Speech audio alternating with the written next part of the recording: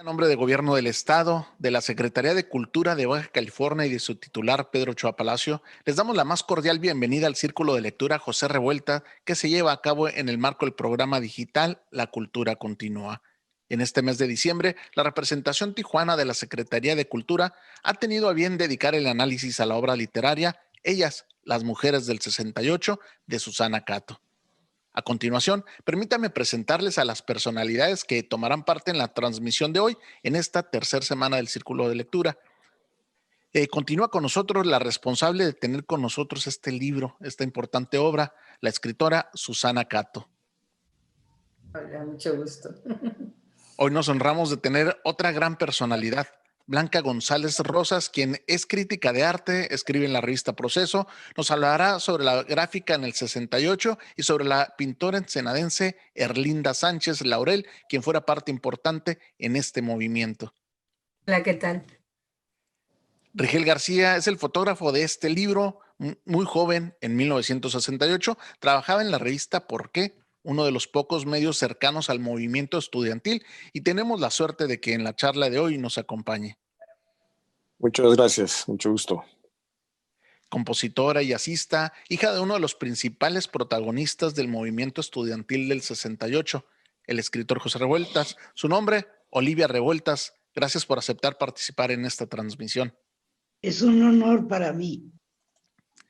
Poeta, docente y promotora cultural, irapuatense de nacimiento, pero tijuanense por adopción. Ya lo hemos mencionado antes. A Mónica Morales también tomará parte en este análisis. ¿Qué tal? Muchas gracias por la invitación nuevamente. Y bueno, nuevamente con nosotros los anfitriones, los de casa de la Secretaría de Cultura de Baja California, la subdelegada Zona Costa, Victoria Cepeda. Muchas gracias.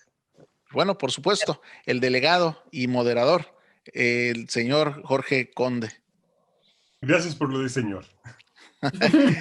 Y bueno, reiterando el agradecimiento a todas las personalidades que nos acompañan y a todo el público que nos hace el favor de seguirnos en la transmisión, dejamos el micrófono a Jorge Conde para que empiece esta amena e interesante charla. Bueno, es muy interesante tratar hoy una figura baja californiana, pero además de ser una figura combativa de Baja California, era también una combativa militante y una importantísima creadora de la gráfica nacional. La gráfica del 68 es una gráfica que es sumamente importante, que impacta a toda la nación y que puede competir incluso con la gráfica del 68 francés o incluso más aún con el mismo Bauhaus. Por otro lado tenemos a Olivia Revuelta, que también aparece en el libro, la cual pues sería como nuestra Nina Simone, o sea, sería una figura verdaderamente imprescindible dentro de la cultura mexicana, no únicamente por su formación intelectual y política, por su responsabilidad social, sino también por la gran creatividad que tiene Olivia a nivel de la música mexicana, particularmente de la música del jazz, que además de haber hecho jazz hace 40 años ya en Ciudad de México, hace 20 años estuvo haciendo jazz también en Texas, componiendo, y gran parte de su creatividad está precisamente en ese momento que estuvo ella en la ciudad en el estado de Texas. Creo que estabas en la ciudad de Houston. Bueno, estaba en San Antonio, Texas. San Antonio, Texas, sí. San Antonio, bueno, sí. Y nos acompaña para esto dos grandes personalidades, que son personalidades, una que es precisamente crítica de arte y otro que es un fotógrafo que ha sido fotógrafo de los sucesos del 68, pero también ha sido fotógrafo de obras de arte que permiten que podamos tener acceso en estos momentos nosotros, tan ajenos, no ajenos, tan alejados de la escena. Vamos a empezar con Susana, que Susana nos va a dar la introducción de nuestros invitados y te dejo en gran parte conducir, Susana. Ay, pues mucho gusto estar otra vez con ustedes y con estas personas que de veras yo aprecio muchísimo y admiro. Blanca González Rosas es una gran crítica de arte y ella conoció muy de cerca, fue amiga de Erlinda Sánchez Laurel, que es uno de los personajes que aparecen en este libro de Ellas, las mujeres del 68, porque Erlinda estudiaba en ese entonces en la escuela, en la famosa escuela La Esmeralda, donde estudiaron todos los grandes pintores del siglo XX. Y ella, justo en el 68, el director de la escuela, que era una gente muy consciente y que estaba obligado a cerrar la escuela, la llamó, le dio las llaves del colegio y le dijo, tengo que cerrar la escuela oficialmente, pero ustedes, los alumnos, pueden usar las instalaciones para hacer toda la obra que quieran sobre el movimiento y tú estás a cargo de la escuela. Y ella se encargó como mamá de vigilar a todos, que dejaran todos los instrumentos y todo perfecto, y de que hubo una producción maravillosa de arte que ella tenía guardada en una caja. Cuando yo la entrevisté, me empezó a enseñar cosas como estas, por ejemplo. Les voy a enseñar un grabado que se distribuía en el 68, que dice aquí no más mi chicharrón truena, y es Gustavo Díaz Ordaz. La gráfica fue increíble en ese momento. Bueno, Blanca nos hablará más de esto.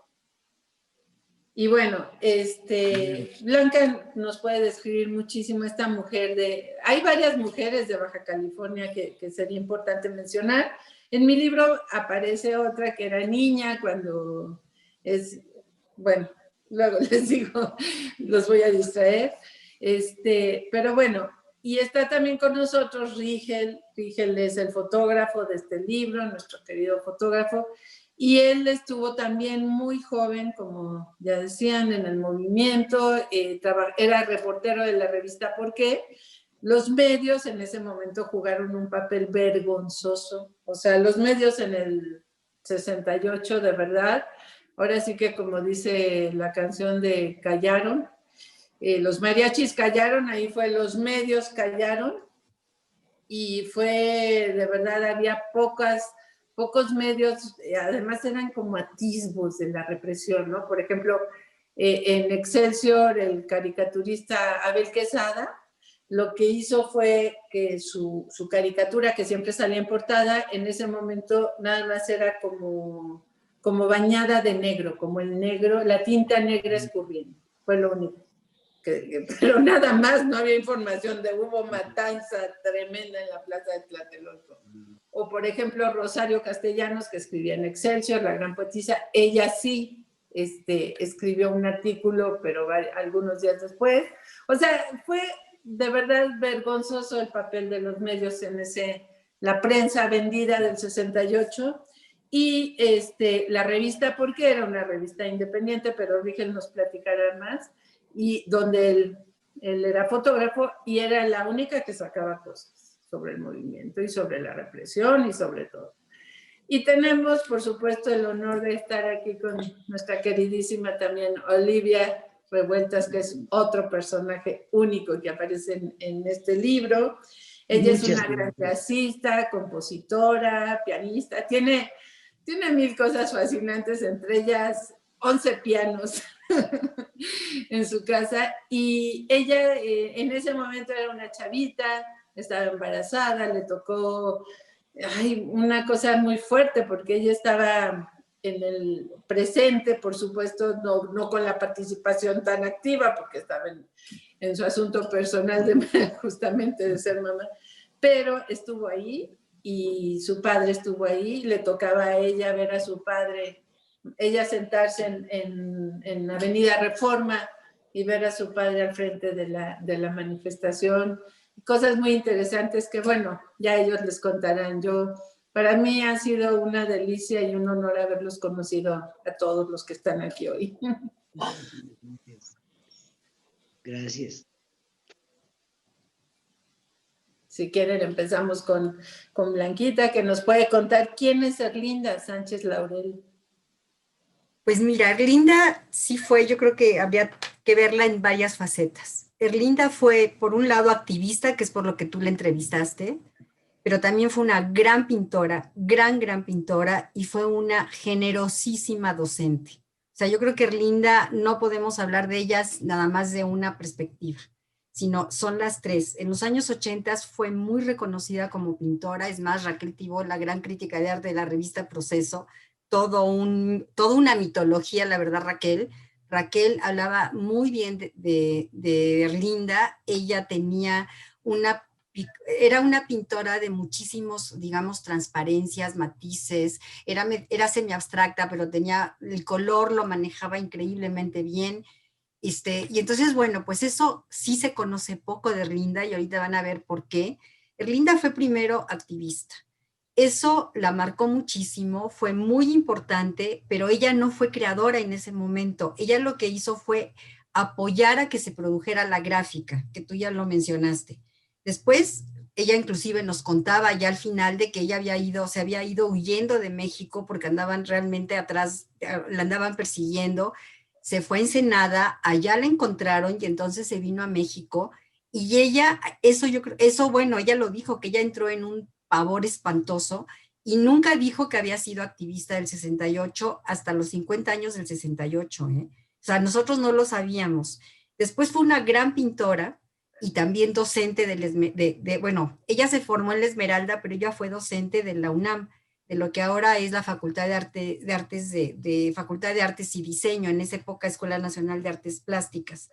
Ella fue una gran docente, pero bueno, ahí, y no dijo nunca nada, lo mantuvo como muy silencioso. En los 80s se conoció como pintora y posteriormente sí tuvo un daño de salud por todo lo que tenía que ver con el óleo y los solventes, y dejó de pintar muchísimo por eso, porque tuvo una salud frágil en ese momento. O sea, en diferentes épocas de su vida tuvo una salud muy frágil, pero no al final estaba bastante bien. Como docente, no nada más fue una docente de pintura, sino que también ella desarrolló un método que era muy interesante de cómo hacer para que la gente, en vez de nada más ser pintora o artista, fuera creadora. Entonces, ella estaba convencida de que se necesitaba desarrollar la conciencia, tal cual, que la conciencia había que trabajarla para poder entonces que saliera la parte creativa. Y como siempre encontró mucho rechazo por ser mujer, aunque no lo decía abiertamente, en la Escuela Nacional de Artes Plásticas, ella desarrolló este método de manera alterna. O sea, por un lado era la pintora muy estricta con teorías del color en la facultad, en la UNAM, y por otro lado, en su taller personal, en el taller que ella tenía, daba clases a la gente que se dejaba literal, con este método. Entonces hacía una mezcla entre el método que daba en la UNAM, que era súper académico, y estas exploraciones de conciencia que ella hacía, y que la gente que iba a ese taller estaba dispuesta a meditar antes de empezar, porque así era, se basaban en una meditación y entonces entraban digamos, en un estado apto para la creación, y eso ella nunca lo dijo en la UNAM. Y fue también hasta el final de su vida que inclusive me parece que en el Tecnológico de Monterrey en algún momento empezaron a ver la importancia de la meditación para el aprendizaje, que ella lo empezó a decir.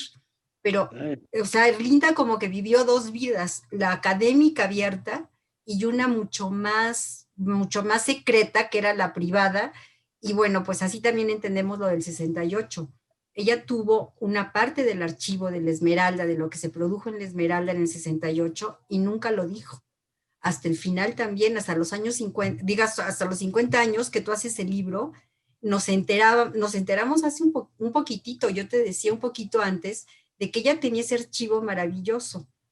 Y como archivo es muy importante porque nunca hemos sabido quién hizo los grabados. Entonces uno pensaba que todos eran de San Carlos, y no es cierto.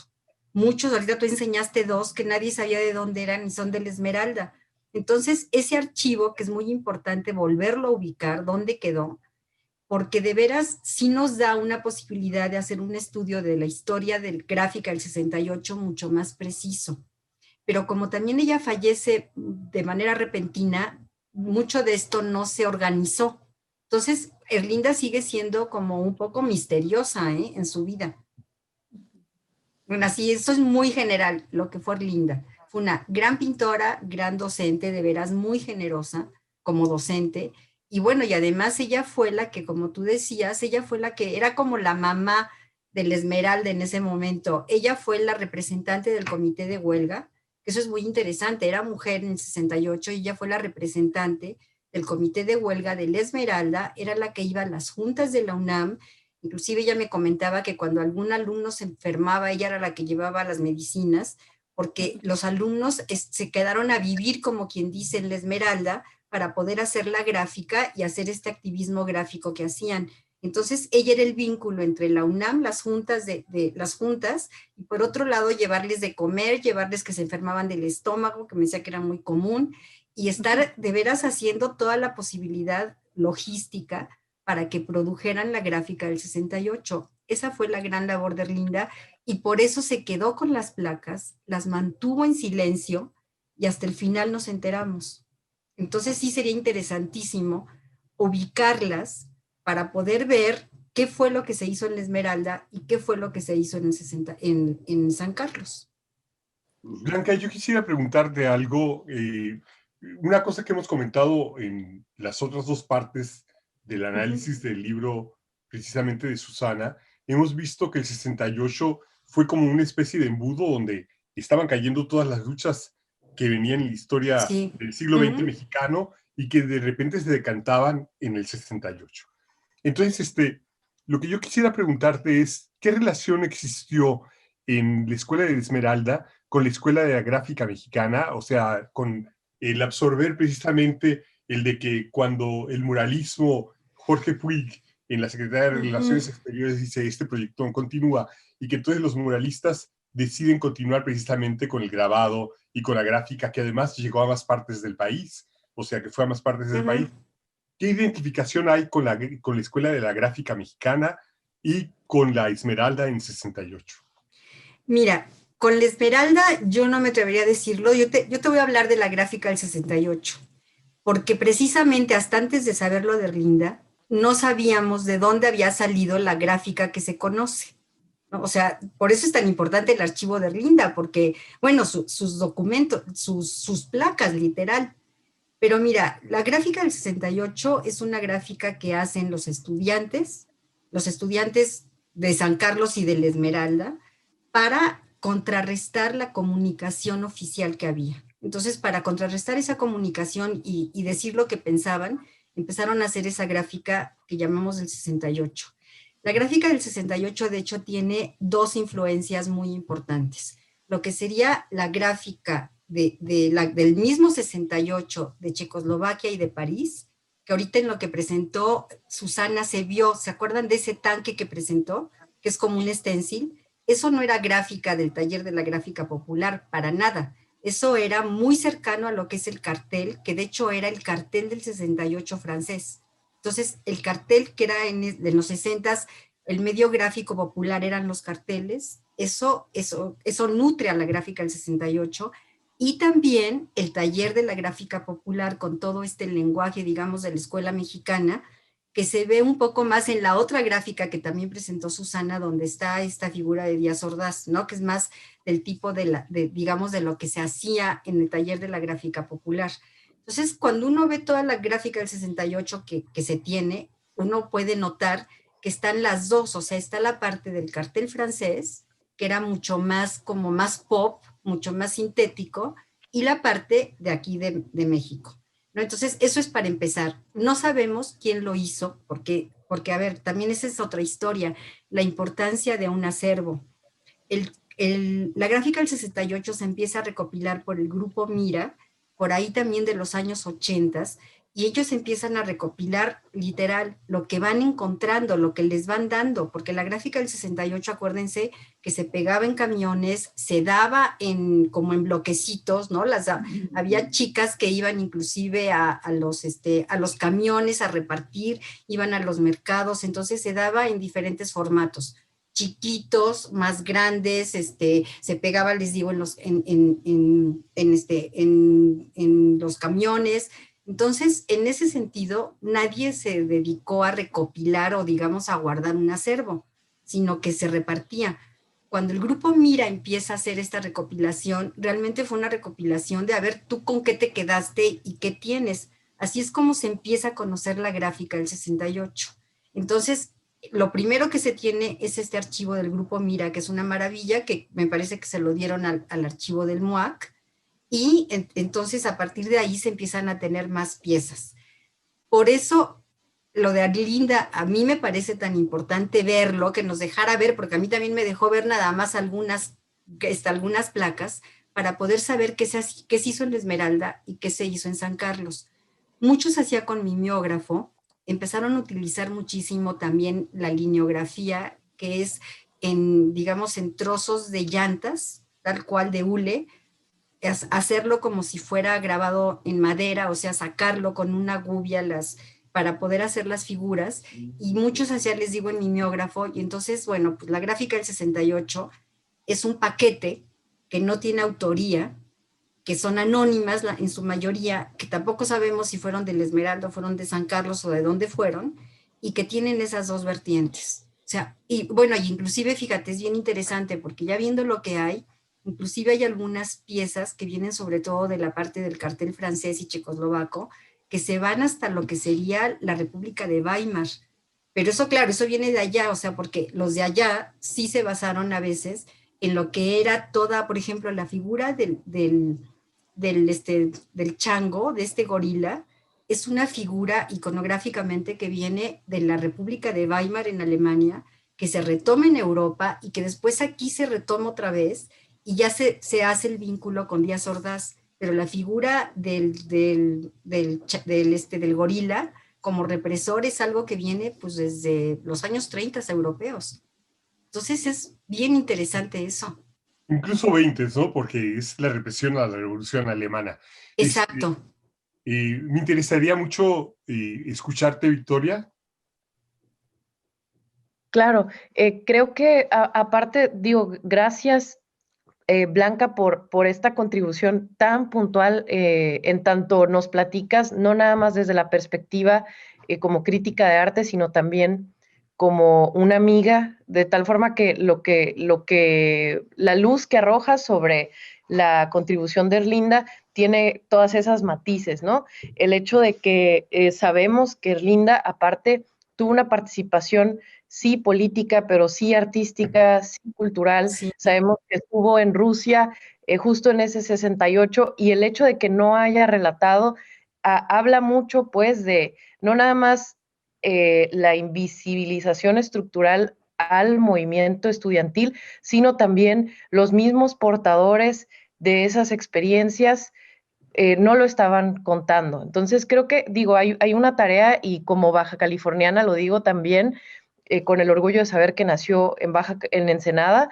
Erlinda, creo que hay toda una tarea por visibilizar. Gracias por este esfuerzo, Susana, Blanca.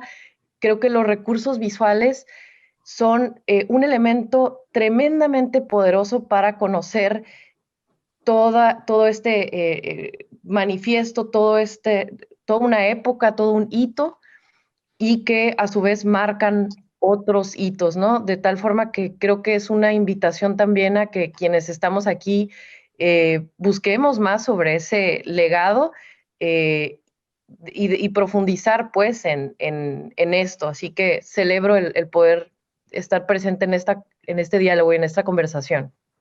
Fíjate que ella era algo que hay que decir, ya lo dijiste, ella fue de las Juventudes Comunistas, o sea, fue una activista enorme, así de actividades como, bueno, de la Juventud Comunista, y por eso fue la representante, y después también fue terrible cómo la represión la asustó, literal, la asustó, y ella se replegó tanto y fue tan discreta cuando había sido tan combativa, ¿no? Fue muy, es muy interesante.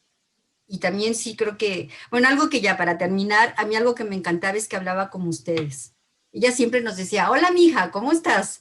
Y aquí en la Ciudad de México esas cosas como que no se usan, era muy de Ensenada, la verdad, era desde cómo hablaba era de otra manera. Era muy padre gente, la verdad. Oigan, y en Ensenada hay un mural de ella sobre el 68 en el Sindicato de Trabajadores, no recuerdo. Sí. De educación. Pero lo hizo muy cerquita del 68, hasta lo que yo me acuerdo, ¿no? Sí.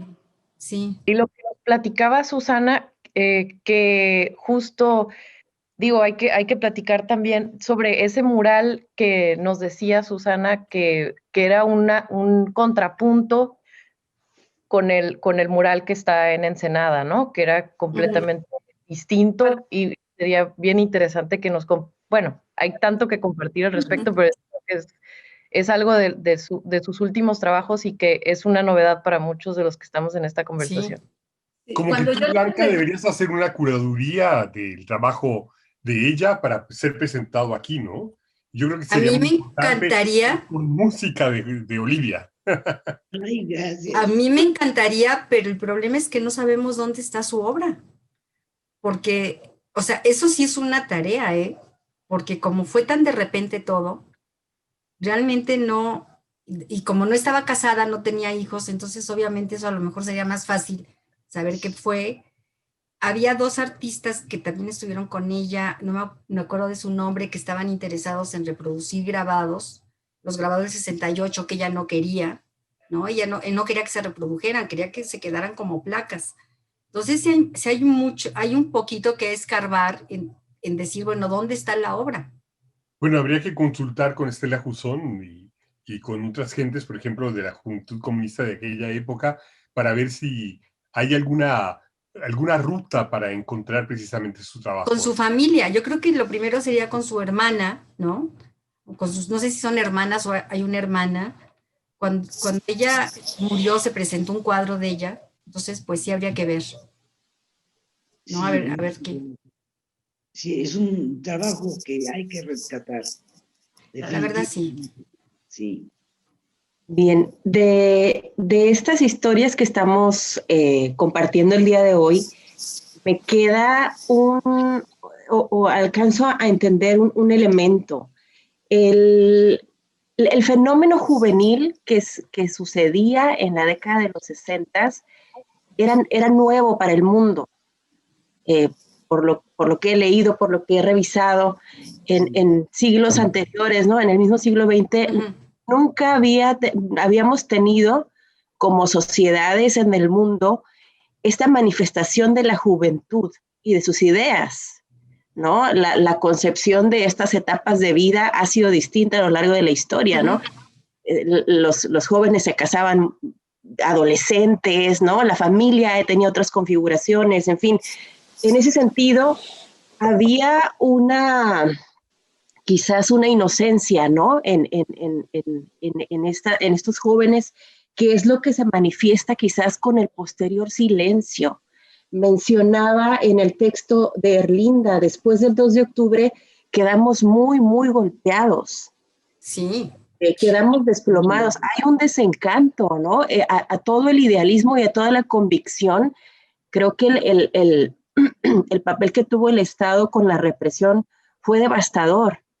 En la entrevista con Olivia, dice, después del 68 quedamos mudos, ¿no? Exacto. Entonces, creo que aquí es como también en esto radica el valor del libro de Susana, que es traer de nuevo, darles voz y nombrarlas, ¿no? Nombrar a estas mujeres que participaron, que fueron protagonistas, que de alguna manera en su familia, ¿no? Atestiguaron el fenómeno, ya no digamos desde la versión oficial, porque versión oficial, pues sabemos que no era, ¿no? La realidad, sino también desde distintas miradas, ¿no? Y la cuestión de nombrarlos, y retomo una cita de José Revueltas, del signo del escorpión, que me encanta esa frase, dice, ninguna mejor forma de verse que la de ser nombrado. Entonces, en ese sentido, nuevamente yo aplaudo el libro de Susana porque nos está permitiendo, a través de nombrarlas y de traer sus historias, nos permite realmente visibilizar a las mujeres que participaron y que vivieron, ¿no? Directamente o en su familia los sucesos del 68. Nada más para agregar a lo que dices, Mónica, una cosa interesante que hemos visto con Susana en las 2 ediciones anteriores del programa es precisamente cómo, así como existe un lado oscuro de la luna, existe un lado oscuro de la historia, y ese lado oscuro de la historia que existe, que está presente, que forma parte de esa globalidad, que es precisamente el rol de las mujeres y que ha estado oscuro durante casi toda la historia, ¿no? Particularmente en México. O sea, en México realmente se conoce más, por ejemplo, el rol de la güera en la época de la independencia que De la Güera Rodríguez. la güera Rodríguez más que Leona Vicario, ¿no?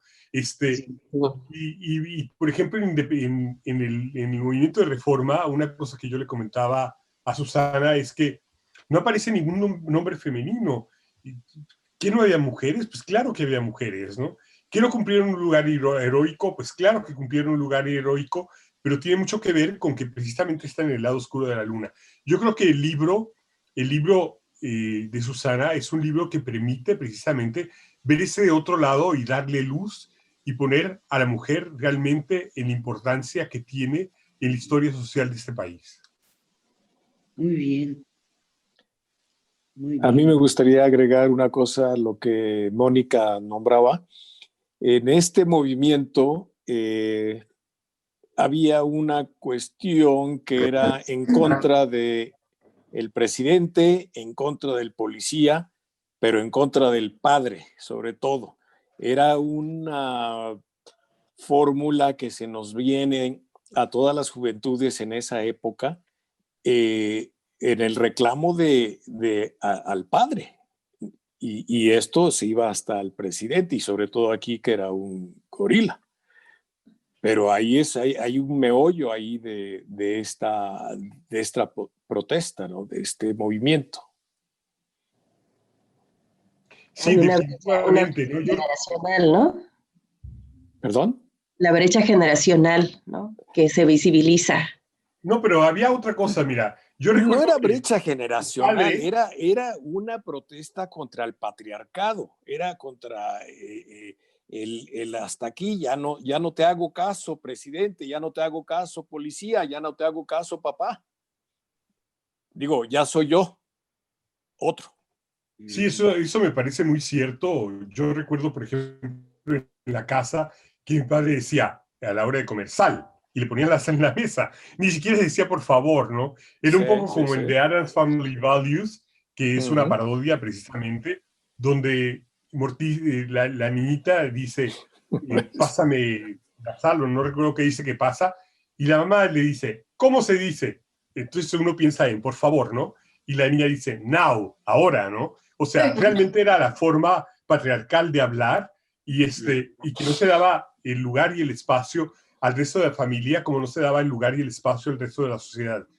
Pero yo creo que eso venía desde arriba y desde arriba era una forma que era impuesta y definitivamente el 68 es un parteaguas que permite que todo cambie, ¿no? Que todo cambie realmente. Gracias. Oye, una cosa nada más de Erlinda. Erlinda no estaba en contra, yo creo que muy del patriarcado. Erlinda estaba a favor realmente de una lucha social de igualdad, porque, bueno, ella lo mencionaba, ella es más, el amor de su vida, yo creo, él también era un luchador. Y a partir de que los empiezan digamos, de que empieza esta persecución contra ellos, es que ellos se separan y él se va a vivir a Estados Unidos, pero era digamos, eran pareja. O sea, Erlinda era la que cuidaba el taller, digamos, y él era el productor. Entonces, en ella sí hubo, bueno, por lo pronto en esa parte, sí ella fue una pareja que se rompe por la persecución que hubo, ¿no? Porque Erlinda sí vivió con mucho susto, eso nos lo dijo, que vivió con mucho miedo por la persecución hasta que se atrevió a decir que ella había estado en el 68, pues no lo sabíamos. Y en eso el libro de Susana es una maravilla porque ella nos lo acababa de decir. ¿No? Susana ya estaba con el libro cuando se enteró, porque nos enteramos al final, o sea, de que ella se atrevió a los 50 años del 68, que se hace todas las ceremonias aquí o los homenajes, es cuando ella se atreve a decir que ella había sido una parte tan importante del 68, ¿no? Entonces sí fue el libro de Susana es un registro para nosotros importantísimo. Y Erlinda y sus compañeras, ¿no? Porque, por ejemplo, Erlinda menciona precisamente a Cecilia Soto Blanco, que era una dirigente importante en Ciudad de México y que también regresó a Ensenada, y que aquí en Ensenada creó el autogobierno en la escuela de preparatoria de Ensenada, y que era la preparatoria mucho más avanzada y vanguardia en el estado, ¿no? Fíjate, qué interesante que ustedes rescaten a esas mujeronas. Sí. Es importantísimo, porque luego parece que todo es aquí la Ciudad de México, ¿no? No es cierto. No es en serio, como que sí es importante que de veras sepamos que vienen de allá, Claro. ¿no? Quién sabe, porque si hubieran nacido aquí a lo mejor no se involucran, vete tú a saber, ¿no? Esa valentía de veras de Erlinda fue impresionante. Pues Susana, tú que escribiste el libro, ¿qué nos puedes decir? Pues lo mismo, que en todo el país hubo una lucha aunada a la lucha de la ciudad en el 68 y que es importantísimo como ahora sí que abrir el panorama de, así como decíamos, no solo participó la UNAM, sino el POLI y miles de escuelas, pues también no solo participó la Ciudad de México, fue un movimiento nacional precioso y Erlinda, bueno, es una gran representante de esto. Y sí hubieron Victoria, muchas mujeres, ¿eh? Quería preguntar también como regresando como a la importancia de la gráfica. Nos decía Susana, pues la participación de Regil por la prensa, que como decía Blanca, o sea, la prensa tuvo una penosa participación, pero a mí me parece interesante saber cómo es que encabeza este acto de rebeldía la prensa en por qué y cómo es que generan pues todo un discurso visual a partir de eso, porque por ejemplo, a lo largo del libro vemos y platica, por ejemplo, Rina o platica Elisa, todas las hazañas que tenían que hacer para poder distribuir, ¿no? O sea, suena muy sencillo hablar de una gráfica popular, pero todo el proceso, que incluso Eufrosina lo platica, ¿no? Su mamá tenía que repartir los carteles en una carreola con el nieto, y platica también Elisa que su madre era la que tenía que comprar el papel, porque ni siquiera compraban el papel. Entonces, creo que a veces no se dimensiona qué implicaba el proceso como tal, el proceso operativo de la gráfica, más allá del, por supuesto, el poder que implica. Así que me encantaría escuchar a Regil en ese sentido y también... Rigel. Rigel, perdón, Rigel, una disculpa. Perdón, Rigel. No hay cuidado. Mira, en el 68, la revista ¿Por qué?, que estaba dirigida por el periodista Mario Menéndez, yucateco, y su hermano también de Yucatán, de todo este movimiento muy fuerte de los periodistas de yucatecos, surge de repente en el mero movimiento del 68 y no estaba conformada para hacer una revista de denuncia, y en ese momento yo le digo a Mario, oye, yo hago las fotografías. Me dijo, no, pues ¿cómo las vas a hacer tú si nunca has agarrado una cámara? Le dije, bueno, pues, dame las cámaras y yo voy a las manifestaciones. Entonces me dijo que no, mi papá me dio una cámara y me fui a las manifestaciones, y ahí empezamos y empezamos los de la revista a descubrir todo este mundo feroz que se estaba dando dentro de la lucha, que era además la preciosidad de la fiesta que los estudiantes armaron, porque era una fiesta, estaba la represión de los policías pero a la vez había una fiesta de un ánimo, de un goce, de bueno, difícil de expresar, pero era fantástica toda la fiesta en toda la Ciudad de México, en San Carlos, en la Esmeralda, en el IPN, en la universidad, a donde fuésemos. Y por primera vez y por primera vez, Rigel, estaba la hermandad de toda la sociedad. Eran médicos, eran los mismos Es cierto, albañiles, la hermana.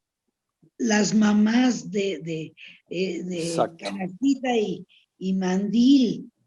Era una cosa hermosa. O sea, en el espíritu, era lo más alto del espíritu humano. Una lucha por Exactamente. la claridad, por la verdad, por la justicia de veras. Sí, era una fiesta maravillosa. Era una fiesta y el Estado le empezó a reprimir y nos empezó a acorralar y nos empezó a buscar por todos lados a los que enseñábamos qué estaba pasando. De hecho, yo salí huyendo hacia Colima porque la PGR me hizo el favor de corretearme.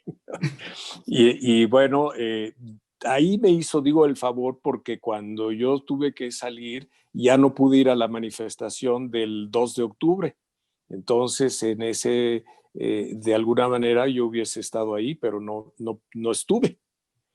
Y a lo mejor me salvó la vida la PGR. Te salvó la vida. Sí te la Así salvó. Sí te la Yo creo salvó. que sí. Sí, Sí te la así salvó. como a mí me salvó la vida mi hija, la mayor, Sí. porque no podía continuar caminando por Reforma porque ya tenía yo 8 meses de embarazo. Sí, pero sí fue una fiesta grandiosa a los que nos tocó vivirla. Como dice Olivia, el espíritu en su más alta expresión Y de que en gran medida, comunitario. gracias a ti, está documentada, Rigel. Sí, hay mucho de mi fotografía en del 68 en todo lo que es por qué. Y estoy realmente muy orgulloso de haber puesto todo esto en esa revista, en esos momentos históricos, ¿no? Y Gracias. ahora. Oye, Olivia, una cosa muy importante. El círculo se llama José Revueltas.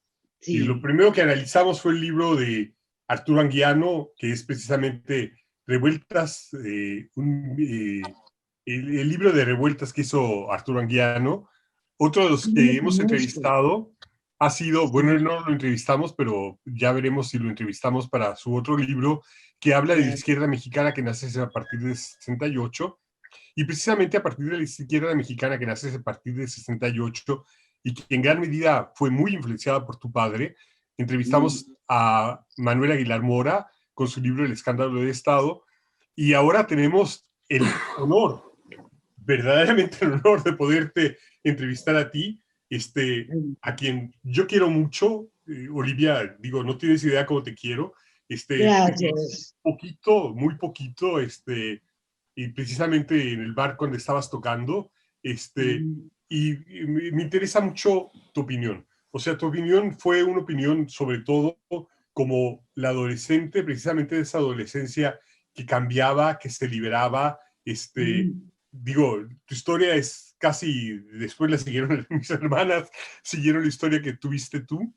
Y, y por otro lado, eres no únicamente la madre joven que vive la transformación de un país, sino que eres la hija precisamente del principal ideólogo de la transformación de este país. O sea, el libro El proletariado sin cabeza de tu padre, Los muros de agua, Dios en la tierra, Los días terrenales, etcétera, etcétera, son parte de la obra literaria más importante que tenemos en este país.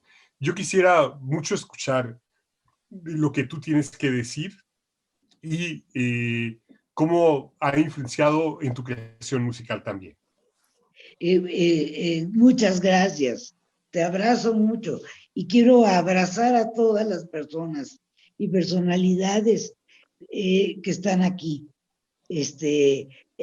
Torre es tu apellido, la crítica de música. No, ese es un proyecto que yo tengo de un club de arte y se llama Torre 13 Arte. Ay, qué bueno, qué bueno. Sí, yo soy Blanca González. Blanquita. Sí. Y oye, Conde, no, pues desde tu hermanita, yo te amo de veras, ¿eh? Saludos a todos. Es un honor estar aquí.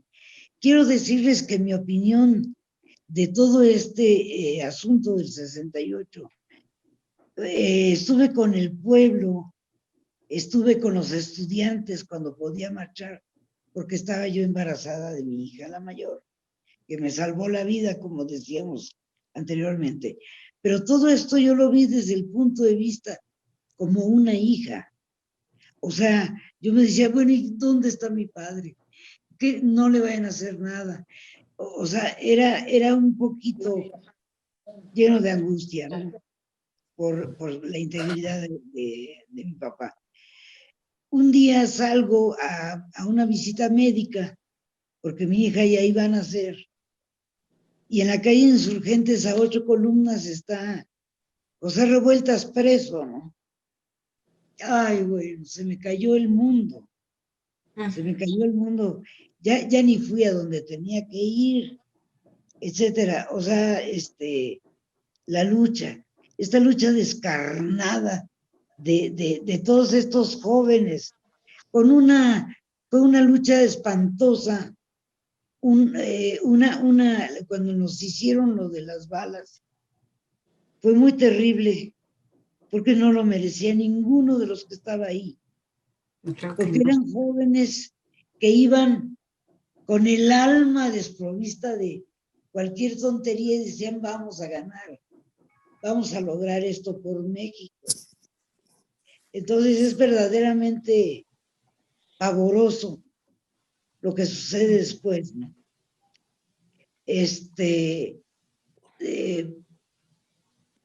Creo que ahora estamos en un momento en que, por ejemplo, voy a dar una pequeña opinión al calce de esto.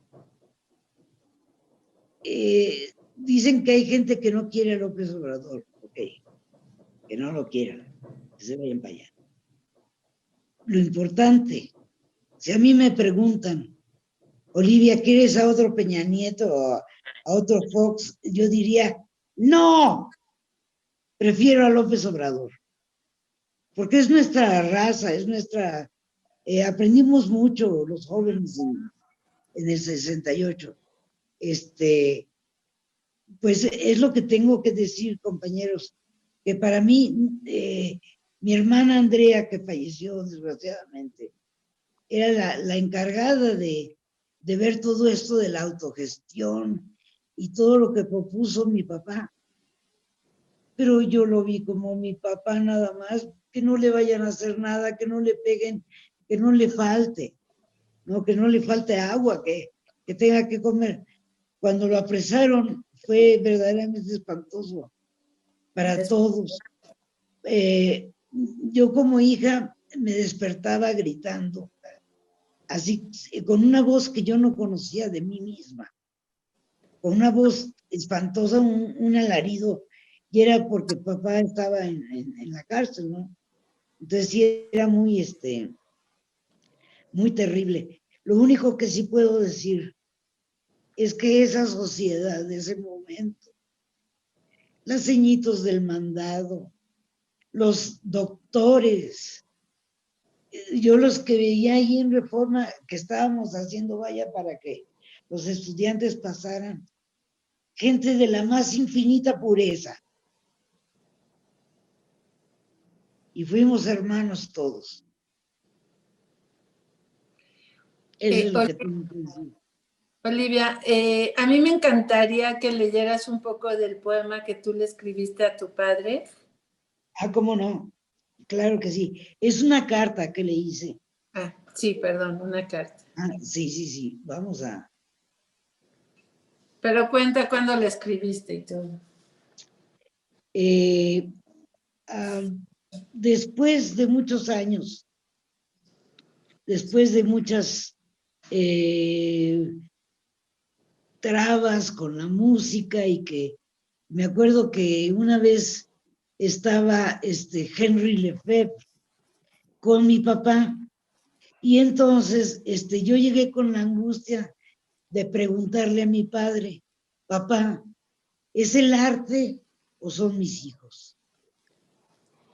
Y entonces Henry Lefebvre escribió a mi padre que cómo seguía la hija loca que tienes, José, ¿qué pasó? ¿Eligió bien o eligió mal?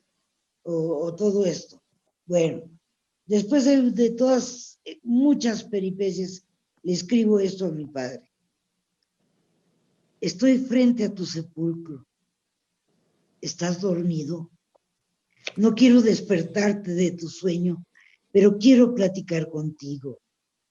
Decirte cómo agradezco al universo ser parte de tus huesos, tener tu sangre corriendo por mis venas, decirte que cada una de mis células te ama e infinitamente te agradecen la vida. Las células maravillosas que forman mis ojos, constituidas en su ingeniería magnífica para permitirme ver la luz y ver al prójimo.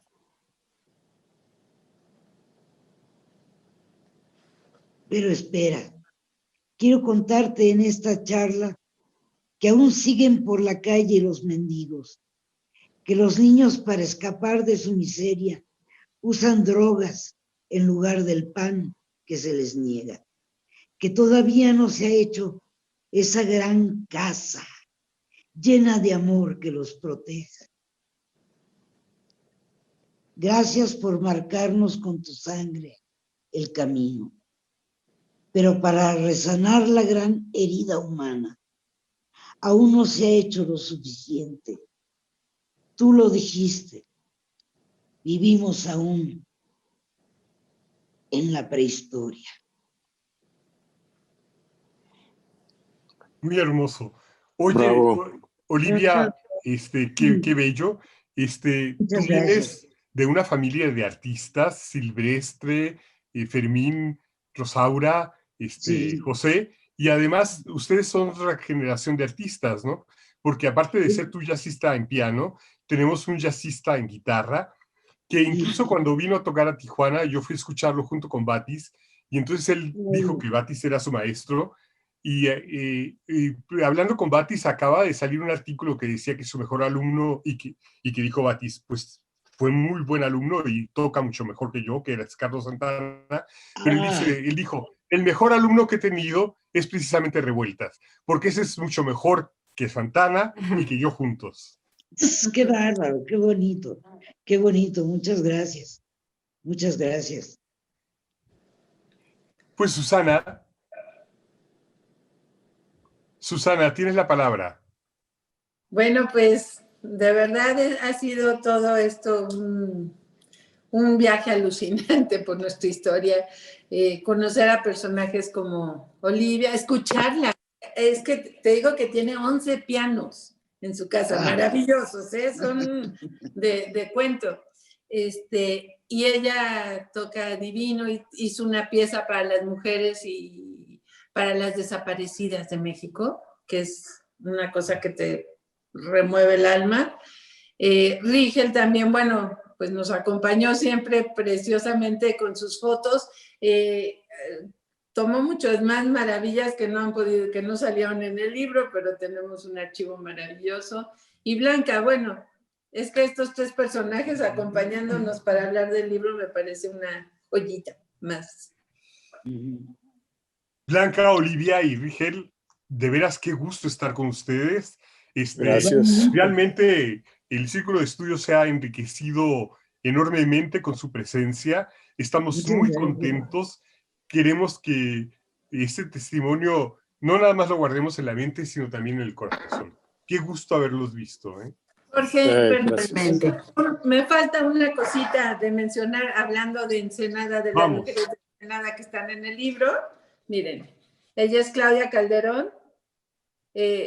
Cuando era niña, justo a esta edad, su papá y su mamá estaban en el movimiento y entonces ella y su hermanita niñitas repartían volantes en los buzones de las casas. Su papá las llevaba en su carrazo y se bajaban a repartir. Y también en este libro aparece ella contando la historia de su papá, pero me parece importante mencionarla porque ella es de Ensenada, Baja California.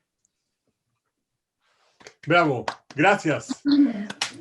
Y gracias por hablar de Erlinda. Yo creo que ustedes tienen una gran artista y un gran personaje en Erlinda, de veras. Gracias, de veras, gracias. Hay que Gracias a visibilizarla ustedes. lo más posible. Sí, la verdad Y sí. encontrar su obra, como dice Blanca. No, y revalorarla, porque fue tan discreta, ¿no? Fue una artista demasiado discreta. Eso no es bueno entre los artistas, ¿no? Porque se pierden, sí. Claro. Pero mil gracias por la invitación, gracias a todos. No, Gracias, igualmente. por estar con ustedes.